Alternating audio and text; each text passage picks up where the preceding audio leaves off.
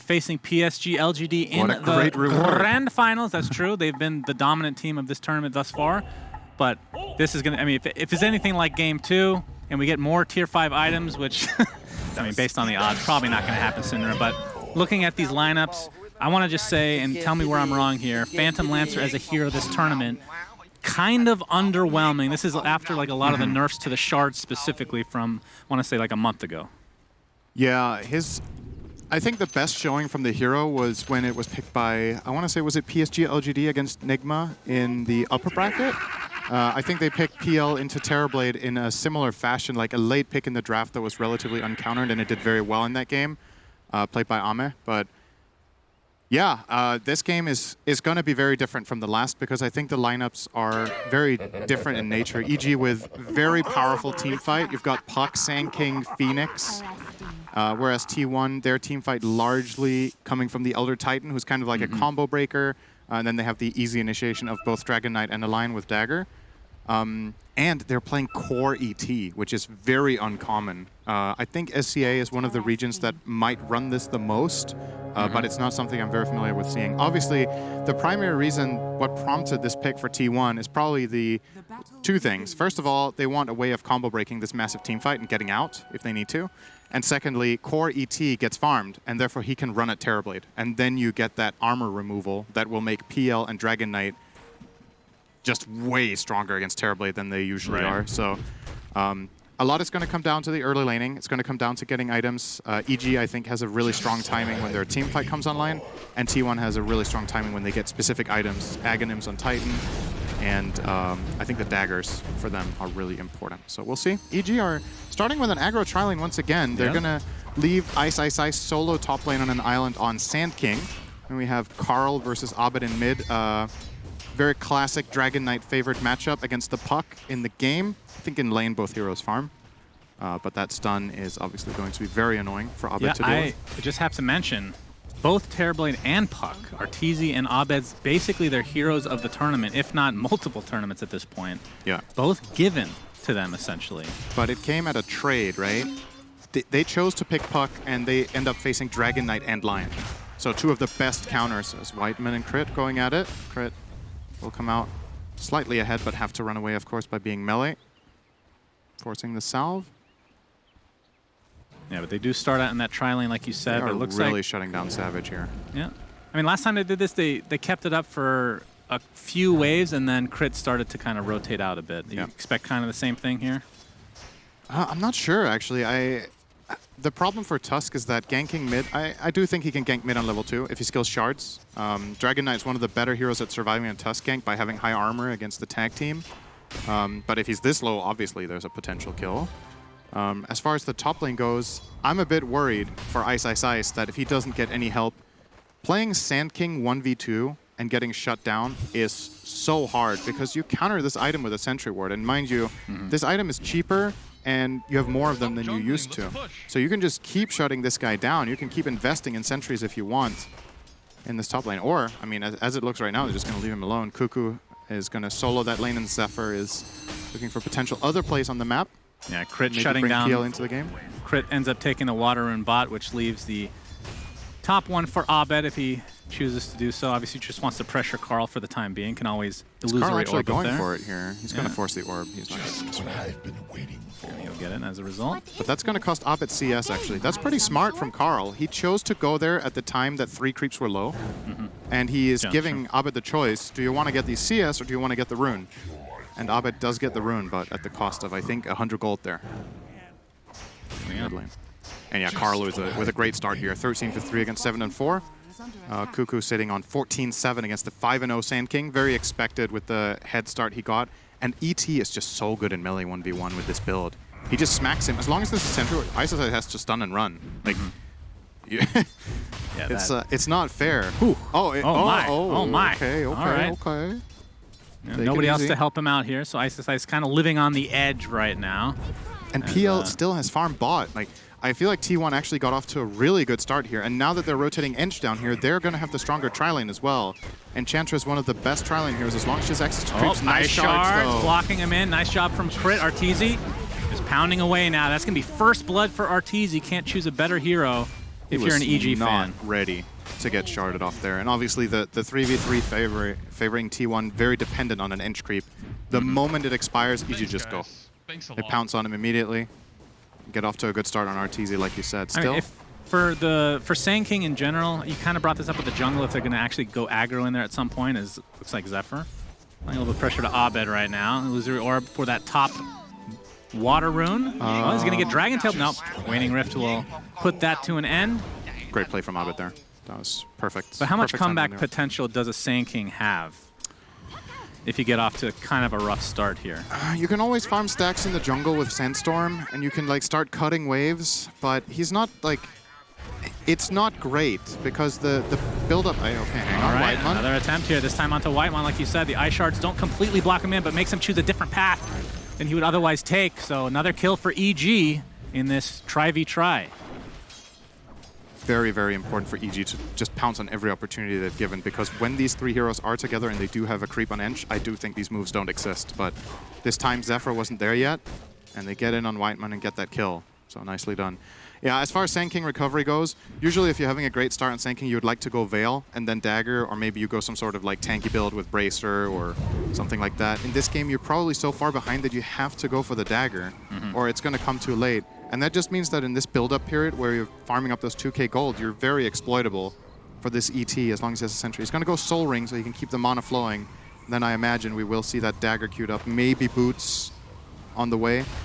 But yeah, 15-0 against 13 and 14. Not exactly a good time. Yeah, of course, he's been playing these heroes that want to initiate and get their... I mean, he's been playing Dragon Knight a lot, so that's a very tanky hero. Sand King, not exactly that tanky, maybe more elusive than tanky, I guess. As bot lane, another Ice Shards blocking a bit here for 23 Savage, but just going to doppelgang our way. They're trying to pressure the tower with Siege. They're forcing out spells. Got to be a little bit careful with not overextending here as EG, because any TP rotation from Elder Titan or Dragon Knight could be powerful. But they've taken advantage of the fact that, look at the resources, right? 100 mana on ET. I think Dragon Knight's sitting on 100 as well, so neither hero are really able to connect. So they can squeeze out that advantage from the resources that are missing. And more than anything, Dragon Knight actually... First coil of the game. Crit is here as well with that tag team. Abed, nobody's going to give you high five, at least not on team. Okay, he just walks right out, but the Ice Shards blocks him in, and eventually they'll take it. Nobody's going to give him high five. That feels pretty... What? Okay, that is big. Ice. He had half the CS as Cuckoo, but gets the solo kill. That is a huge kill for Ice. Wow. That must have been like a caustic finale on creeps or something like that, right? Think about it. He got this kill, and he's still behind on gold after getting a 1v1 kill. Yeah, but that pretty much brings him back, though. Yeah, he's drawing the lane now. That is the biggest kill of the game for sure. Very nicely done. So we're seeing it here. Yeah, Burrow Strike, and just the creeps doing a lot of the damage here. Cuckoo just overestimating his tankiness. He had like 250 health or something, 300. Wow. He's going to get a refill and reconnect to lane, but this does put Ice at a very big level advantage in that top lane. Ooh, Carl dodged. Yeah. Very nice from Abed. Waiting Rift to follow, and he'll be able to maneuver himself around. We see that Cuckoo is actually going for a Hand of Midas. Thoughts on this? He's playing for late game. Yeah. He wants to get Midas Ags, I think.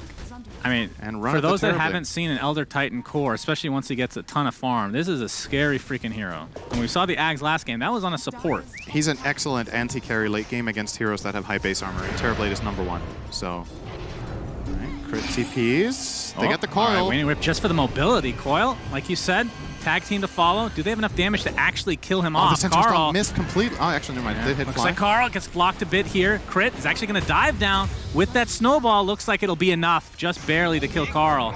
So in the end, the EG do get the kill. Takes a lot longer than they were anticipating. Abed, War Stomp is there. He's going to get healed from Fly. Waning Rift to the low ground. And Cuckoo trying to chase, but... EG doing a very, very good job at executing these skirmishes. 5-0. They've just been outplaying on these moves. Like Dragon Knight there, he's so close to living because of a good Breathe Fire. Getting that damage reduction on 2 of EG's heroes, but still, Crit chases him down. Ice has... he's got a Ring of Health queued. I'm not sure if he bought it.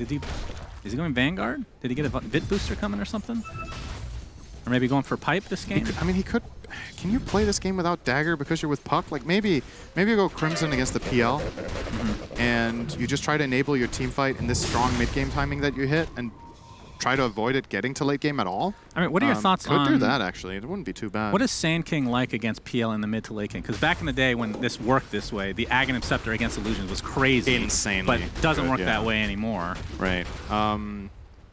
When it applied Caustic Finale to Illusions, he was literally one-shotting PL. Yeah, it was great. That was a golden age of Dota when PL wasn't here. Yeah, gotta love that. Just queuing him. Oh, ooh. Good attempt there from Crip, but Whitemon positioning himself nicely. How does Sand King fare against PL? I think he does well for the time being. Like, let's say 20 minutes, you're 25. 25 minutes, you have Crimson Guard. +1 item, you're fine, but PL will eventually overwhelm you, and you're going to struggle against Mana Burn. Sand King without mana is garbage, and his spells are relatively costly, so he's playing against both Mana Drain from Lion and the Diffusal Blade from the Phantom Lancer that he's building as first item is going to be a problem for Ice. Seeing this Ring of Health really just makes me think he's going Crimson. Like, I don't think there's any other like high-value item he would go with this here, unless I'm missing something. I don't think so. Working on that diffusal. Yasha just jungling now. Yeah. So everybody's building up. Like, EG are up 5-0, so it's looking like a great game for them on the scoreboard. But 3 of the top 4 cores are still T1. They have especially won the mid lane very hard with the Dragon Knight against Puck matchup. Carl is beating out Abed by 700 net worth, even though he died on Fly. He knew he was invis, taking the risk anyway, and it looks like he's going to fall before being able to use that egg or a dive or anything, for that matter. He did get the sentry, though, Syndra. Ice, ice, ice. And he's in a sentry ward. He sure is. He's actually right next to it now, getting chased by these illusions continually. Really fine. And Carl pressures the tier 1 tower. Abed's still looking for that elusive high 5 that shall never come, apparently. It's very sad. Maybe he'll get it after the game in person. This is actually kind of problematic for EG. They're almost losing the tower, so they pre-salve Carl, so he's tanking the tower for very long. They bring in an inch creep with the bonus armor to tank the next shots. Oh, wow. It's gone. Yeah, it's dead. They lost their tower minute 10. They will get the deny at the very least, but yeah, that's... I mean, it is a Dragon Knight, so you got to expect that at some point, but it's a little earlier than we're used to seeing for sure. And it is a really good tower to get against the Terrorblade lineup. He wants to access his triangle. He wants to play as much jungle as possible. Oh, ice, ice, ice. Yep, there's TPs coming from T1 right now. He gets the Burrow Strike off to the other side, but you have to think that he will likely die if there's a sentry here. Ice, ice, ice. Oh, he's actually prepping the Epicenter. Gets it off. Does a little bit residual damage to Whitemon, but the Dragon Tail's there, and Cuckoo... Can he find a way out of this? Burrow Strike into the TP.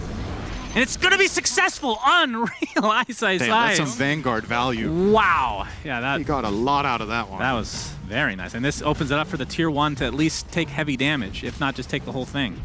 This is really good from EG to get this tower pressure in the meantime. They're not rotating to try to help Ice, Ice, Ice. They're just taking advantage of all the space he made. Are they actually getting a full tower?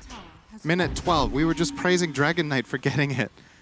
That is What, you've never so seen huge. the Puck Phoenix Tusk push before, Cinder? It's classic. You just tag team and you just smack that tower. Really good. Man. It doesn't work, don't do it. Yeah, that would be great, actually. That would be a good buff to Tusk. Yeah, I definitely think tag team is the part of the hero that needs a buff. That is the way to go. Yeah, true.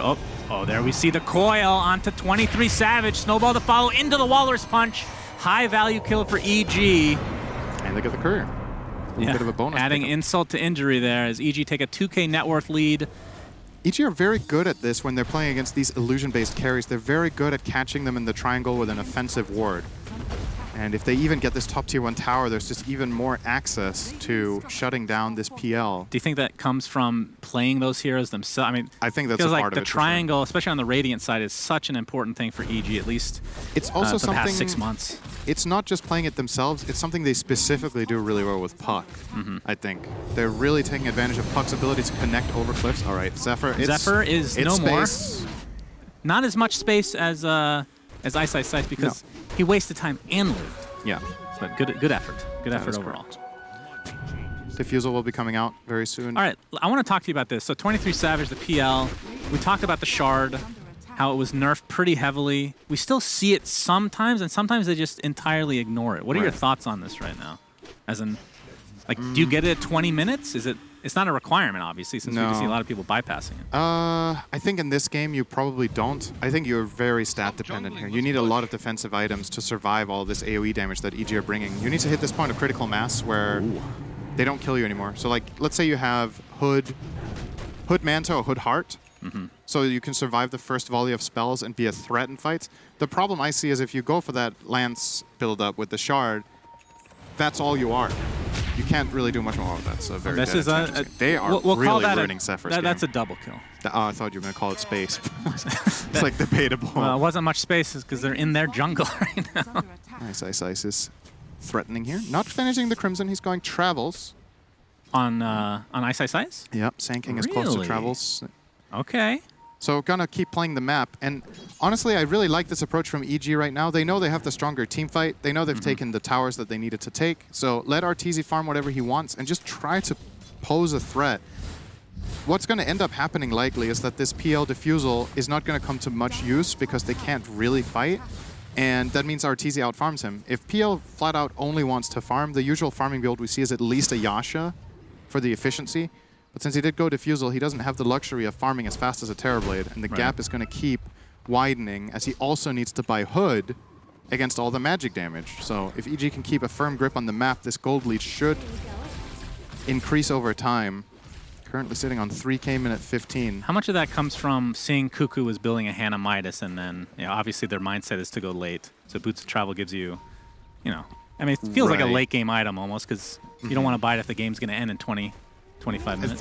I think maybe part of it is that, but I think it's more a natural result of the lineups more than the itemization. Like if Cuckoo had a drum or whatever, like some sort of cost-efficient item right now, I don't think it would have changed very much for EG's approach to the game. I think it would have been very similar. Nice deep ward here placed by Whitemon. Don't know if they're really looking to do anything though. I think what T1 are mainly warding here for is actually they're not placing aggressive wards to kill. They're placing aggressive wards to see EG smoke and make moves so that they can dodge them.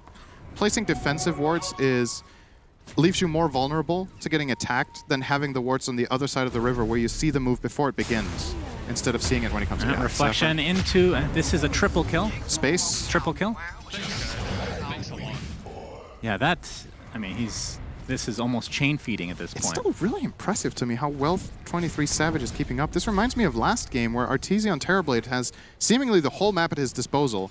And at the same time, 23 Savage is only a few hundred gold behind. After he has been killed in his triangle, he's still keeping up. He's got the Hood now. And looks to be queuing up Manta. So in this slot, PL usually goes one of three items. He either goes Manta, Sanjin Yasha, or Heart. And he is opting for the Manta here. There's obviously some big outplays. You can dodge Sunder, the initial cast. You can break Puck's Silence. And with some really clutchness, I think you can break out of Coil still. If you do it right on the edge, as Roche will go to EG. Yeah, this is a really early one. Yep. 16-minute Roche. Fly. Pose here. Yep. The Sunray Burrow Strike onto 2. Looks like the snowball comes in as well, and the egg on the sideline into the epicenter. 23 Savage is in a lot of trouble. The right click from Arteezy. Will it be enough? Yes, just barely. But they get the position one for T1. You were praising his farm. This is now the second death. T1 has no business looking to fight into EG right now. I just think lineup-wise, it's not feasible to try to go. You need to keep pushing waves. If you do want to fight, it has to be Enchantress or Dragon Knight getting caught so that you can get your ET spells off so that your PL can go. PL walking in and casting a Spirit Lance there and then getting stunned by Sand King is almost the end of the fight already. Because he has one of two things will happen. Either he's going to die or he's going to run away. And what's your damage? If PL isn't fighting here, what damage does your lineup really have currently? It's not great. Oh, Zephyr. Oh, no. No, please, no more. Not again. He can do one more. Not like this, please. One more. Crit. Oh, okay. All right, Ice Shard's missed there. He still has Snowball at his disposal, though. And with the dive, Abed's there. Oh, hello. Hello. And yeah, this will be another death for Mr. Zephyr, having a bit of a rough one on Enchantress early on. That is 6 deaths, yeah. I mean, they only have 1 kill overall. This is starting to get a little stompy here, Cinderin. Like, from T1's perspective, what do you think that they need to do to kind of crawl back in this before it gets to be insurmountable territory? Should ban Puck. Yeah, well, they did that game too, right? Or they took it themselves. Right.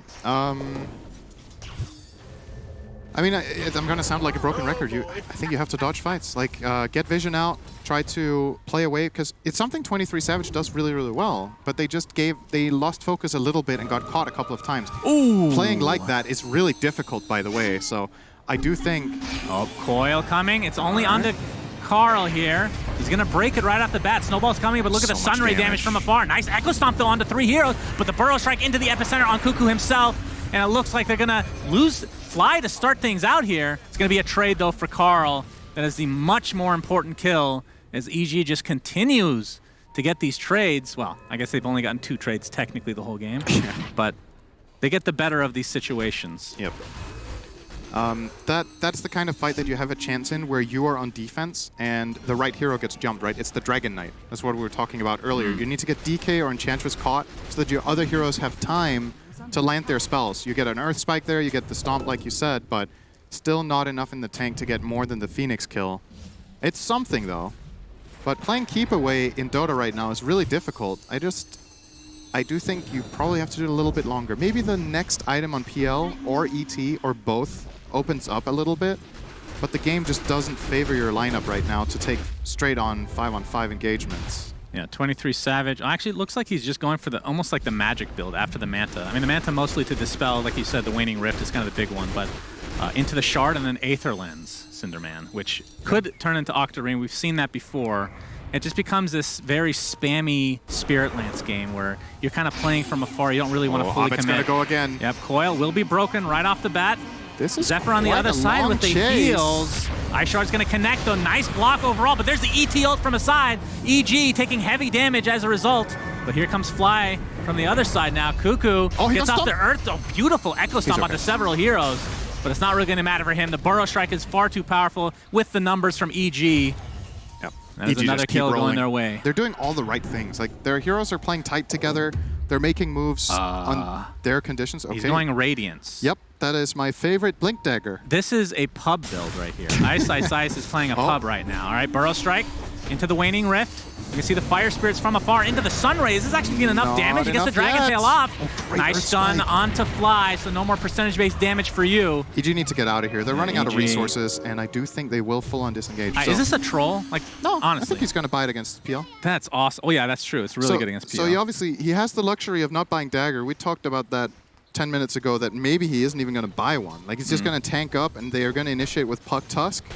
And he can either buy the Crimson Guard to be this aura frontliner, or as is the case here, he's eyeing a Radiance, which I think could definitely work in this game. That's very cool. Because yeah, when you see PL, and let's say in theory you don't have the heroes to deal with them, which they kind of to a degree do, especially with Coil, it's Mjolnir and Radiance. Those are like the 2 main itemizations, right? So, and I mean that's pretty cool. This feels like a pub build at the same time, because if you're in a pub and you have a Sand King buying Radiance, that usually is going to be a report, at least in my experience. So there's probably about like 20,000 aspiring players watching this game right now, and they're like, "Oh, Radiant Sand King, very good. This I is would how buy this every game." This is how trends are started. Usually when pro players buy something and you're like, "That's weird," a lot of the times think about what they're thinking instead of just blindly buying the same item. He is not buying this item every game. But it's more fun to blindly buy the items. It is. It is more fun to play with Radiance and Dagger. I do agree. It is very fun to have carry items on an offlaner. But yeah, I mean, he was in the safe lane technically, to be clear. Here. That's true. Maybe he's the carry. Yeah. Arteezy offlane Terrorblade. Yep, easy. He's just going to play the Armlet Sunder roll, right, with the Dagon. Yes, my favorite build from 15 years ago. This is going to be the Tier 1 tower top. 22 minutes it took with Enchantress very late to get the tower for T1. EG almost getting bought Tier 2. Some defense coming in here from Carl and Whiteman. They're going to back off. So, all right, 6K lead, EG. I think something interesting, we're talking a lot about this Radiance, but like Kyle, or sorry, it wasn't Kyle, it was BSJ on the panel pointed out. I get them mixed up all the time. Yeah, they're very similar somehow.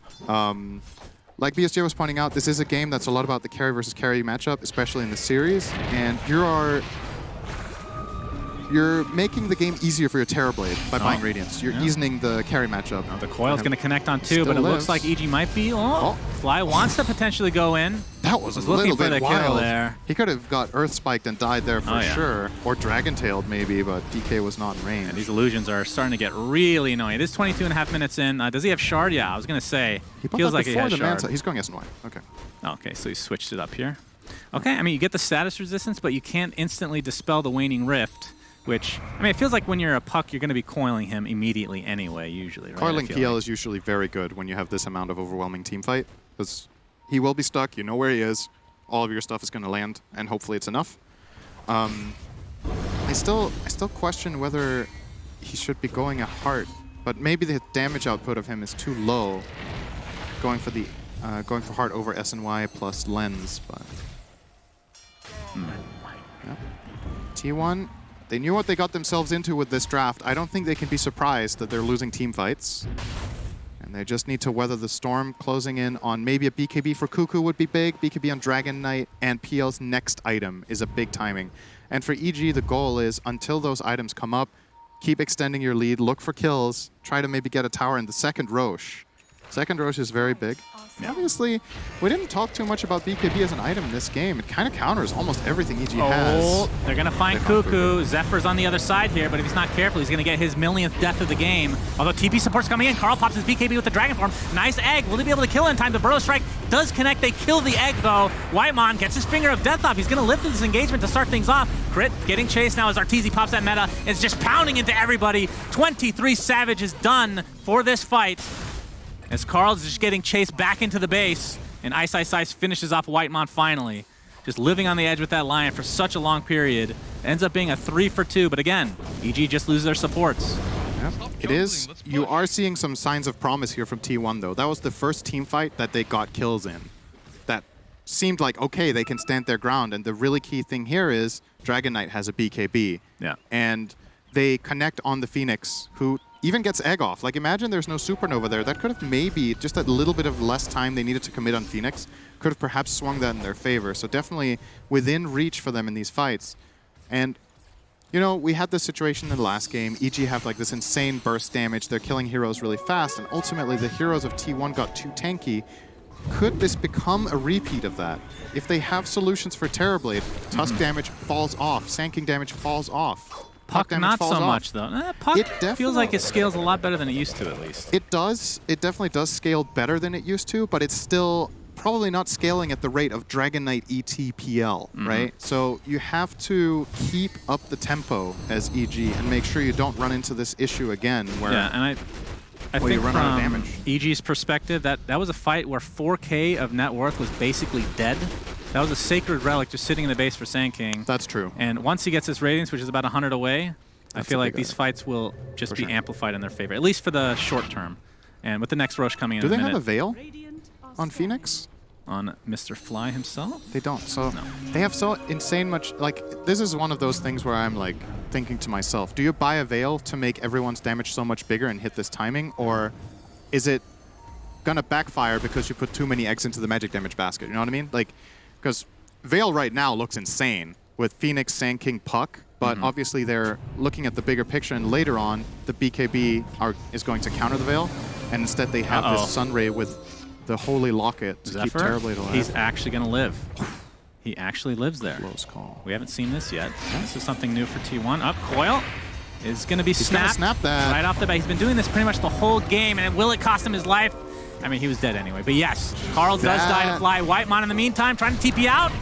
Nope, that Arteezy right click just ends up being enough, and this will be a tier 2 tower, if not more. Roshan up in 15 seconds as well. Not popping BKB there for Dragon Knight is pretty damn cocky. Like, thinking you're going to get out of that. The amount of damage there, it's the BKB that's keeping you afloat. And you thought you were going to snap that coil and live. And EG say no, sir. And they're going to push high ground. There are buybacks here, and they obviously do have ET, so Cuckoo will be slowing this down a lot with this stomp. Hitting everyone, buying a lot of time. Was thinking about the ulti, but the heal from Fly. They got quite a bit. Minor bit of damage on that tower with that. The Radiance, we're going to get more. Radiance is online now. What do you think of this build on Cuckoo's Elder Titan? So it's off lane. I was expecting maybe a little bit more right click, but is it because he's behind he has to go for the Glimmer Cape? As we're going to see the Dragon Tail, okay? They're going to start this fight out, get the Spirit Lance out, but there is the Arteezy Sunder into the BKB. They need to run. With that, it looks like they want to run, absolutely. And the chase is on from T1. Abed? He should be able to get out. Arteezy might be in some trouble, though. Fly getting the heal off for now. Carl pops the BKB. There's the Echo Stomp on the Zephyr. Big Burrow Strike to follow, though. Arteezy, he's getting chased down. No Sunder for him. That is a dead Abed and Arteezy. But the epicenter is enormous from Ice.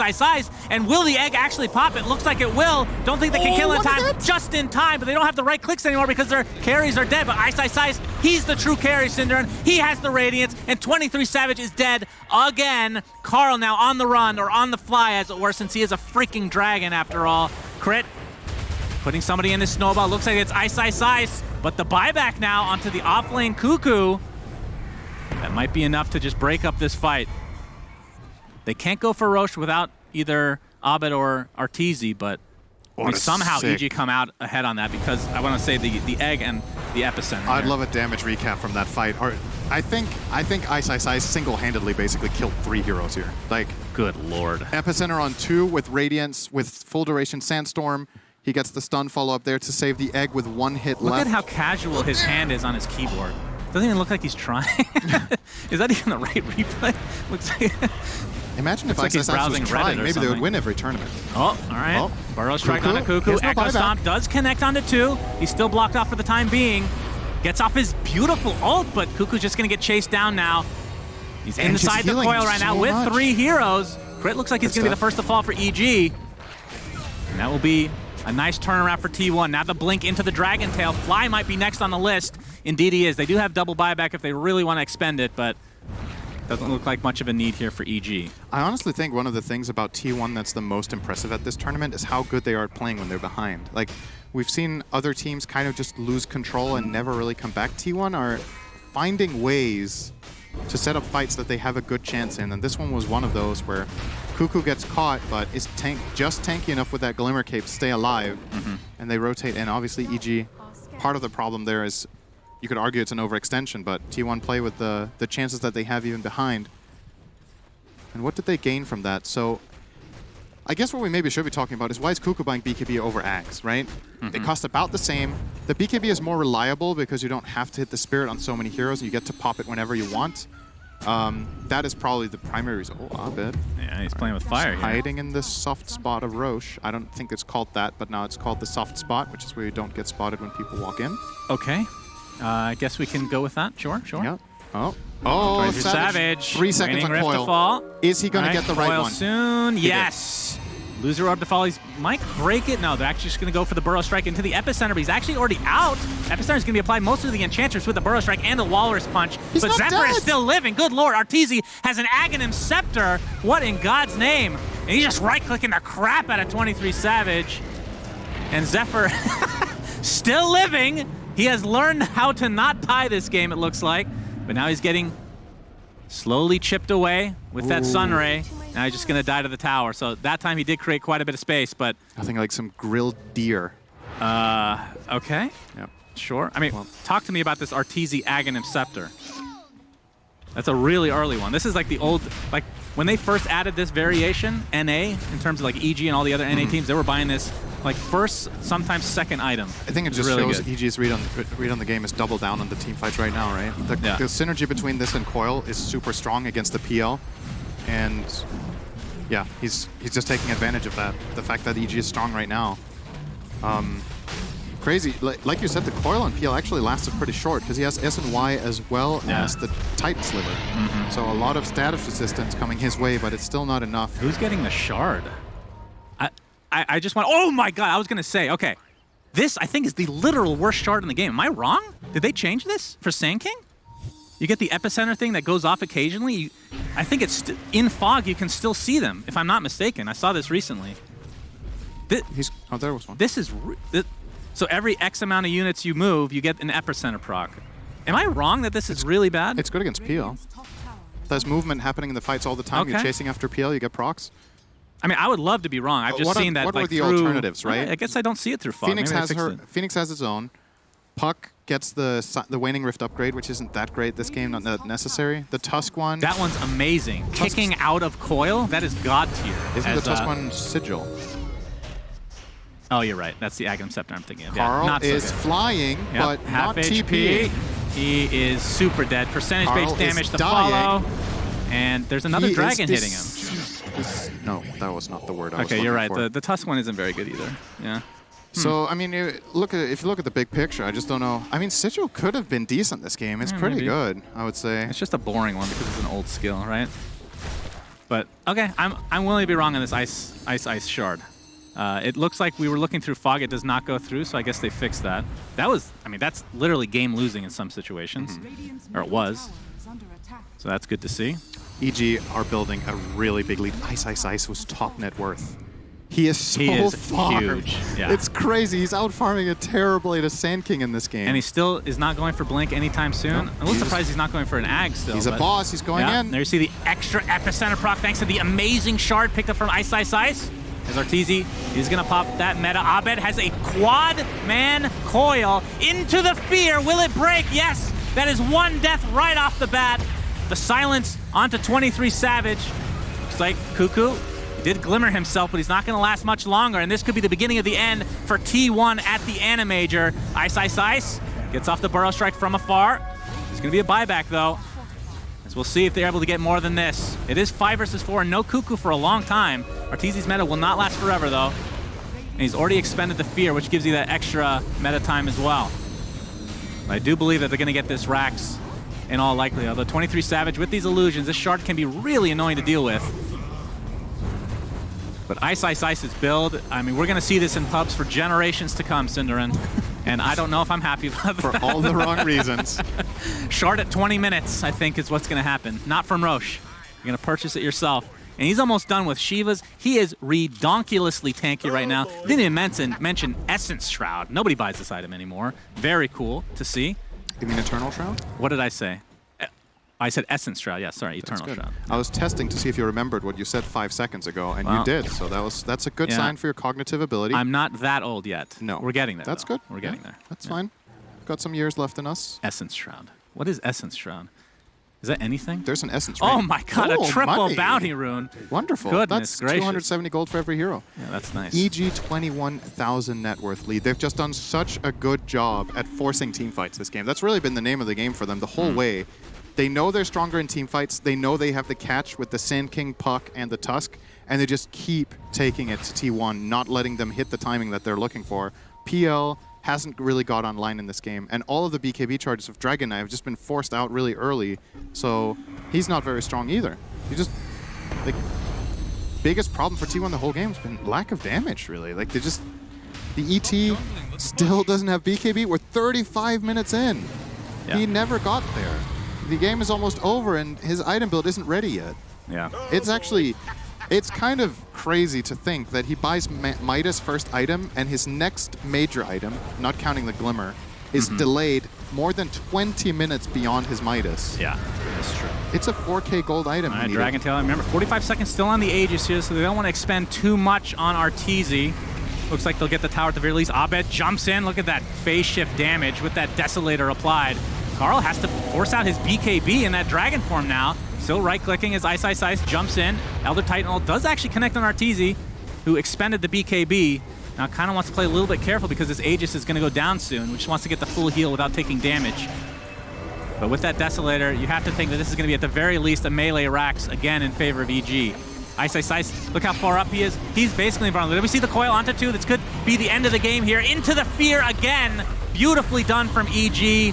They're going to get that kill right off the bat on Carl, and there's not a whole lot that T1 can do. 23 Savage takes a tumble, triple kill for Arteezy. GG's our call. EG again making it to the grand finals of a major, Cinderin. Yeah, what a deserved win this was in the third game. I think they just outplayed them at every turn. And really, I think you'd be hard-pressed to not call Ice the MVP of that game. Like, yes, honestly, outstanding individual performance from him. I still, you know, Dota is a game that sometimes is very snowbally in nature. The kill he got on Cuckoo top did so much for that game. It was actually crazy how much he got out of it. And I love his itemization. We were talking about, okay, what do you do with Sand King from behind? Well, guess what? He wasn't behind after that kill. He was leading on net worth at times in that game as well. Went for the Vanguard into Radiance build-up with Eternal Shroud. Just insanely tanky. Really, really great performance from him. And I honestly think, like, if you think about how this tournament has gone as a whole, and you look at how strategies have worked in general, EG's draft in this game was safer. It had it had more margin for error. T1 needed to play a very high execution game, and they lost their lanes. And then playing from behind with that kind of strategy is exceptionally hard, but they did a good job. I mean, we see the Puck Abed again. We see the Terrorblade Arteezy again. Yep. And the itemization, we talked about the Aghanim Scepter, the synergy with the Fear into Coil, just putting an exclamation point on this Game 3 for EG. And they will be going back to the Grand Finals, where again, last time they faced off against IG, where they were up 2-0, and then we know what happened after that. But we'll see if they can turn it around this time to finally get Arteezy's first major victory. Cinderella. Against PSG.LGD, the team of the majors so far. They have not lost a series, I think. Did they lose a series in groups? No, they couldn't have, because they didn't go 0-2 against anyone. Ooh, that's LGD have putting not me lost on the spot. I'm not the encyclopedia. Their worst result in a series was a draw in the groups. They got, I think 3 draws. So LGD haven't lost a series.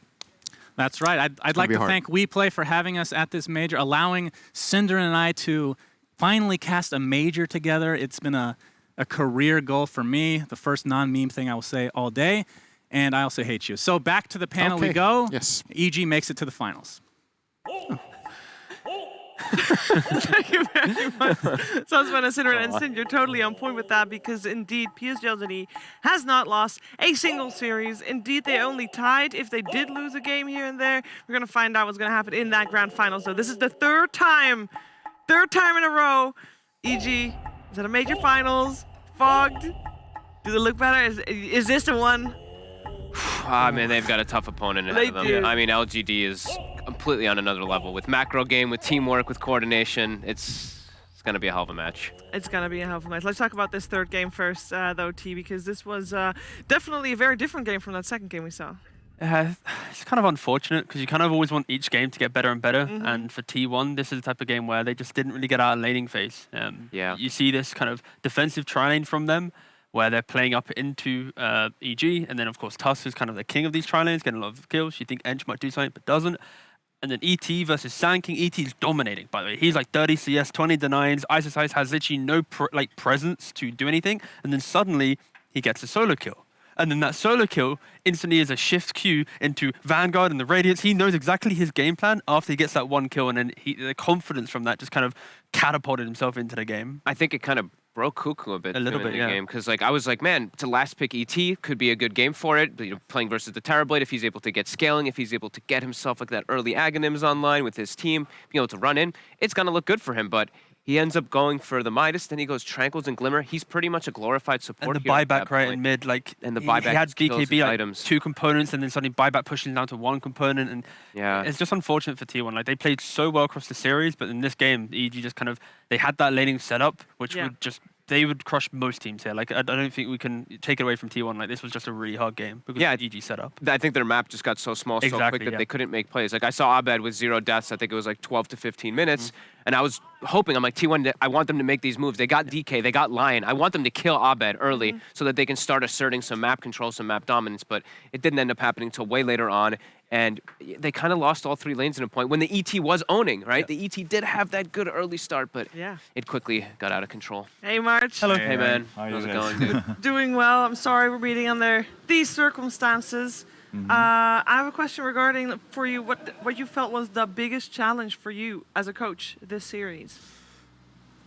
I think my biggest challenge was to resetting the players. I know these players. I just watch them every day, right? And from the scrims, they can play much better. And I think one of the biggest problem we had earlier in the online tournaments were not performing to our scrims. But I think we're getting better at it, and hopefully by the time we can play at 100%. Yeah, I mean, it looked already really good today. Obviously not the result you wanted, but it's still top 3. We've definitely enjoyed seeing you and the guys play. How did you feel about your guys' draft in the last game? I think that it kind of snowballed a bit out of control for EG, but how did you feel like going in with that last pick ET? Because I kind of liked it. I thought it would go a little better. Yeah, I mean, one of our motto was like, we never really picked that hero in the scrim, but it was like, let's just, don't have a pressure, like OG motto, just have fun. And that's what we wanted to do. So even though it was a new hero, we just wanted to do it.